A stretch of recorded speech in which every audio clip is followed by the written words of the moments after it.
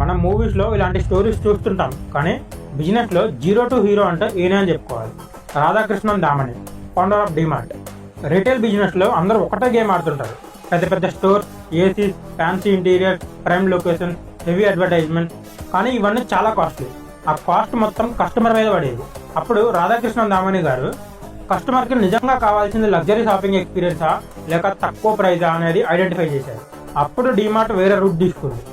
చాలా స్టోర్స్ని రెంట్కి తీసుకోవడం కాకుండా ఓన్గా కొనడం స్టార్ట్ చేశారు. ఫ్యాన్సీ ఇంటీరియర్స్ మీద అన్నెసరీగా ఖర్చు పెట్టకుండా, అడ్వర్టైజింగ్ మీద కాంపిటీటర్స్ లాగా కోట్లు ఖర్చు పెట్టకుండా ఫాస్ట్ మూవింగ్ ప్రోడక్ట్స్ మీద ఫోకస్ చేశారు. సప్లయర్స్ దగ్గర బల్క్లో కొని డిస్కౌంట్స్ తీసుకుంటారు.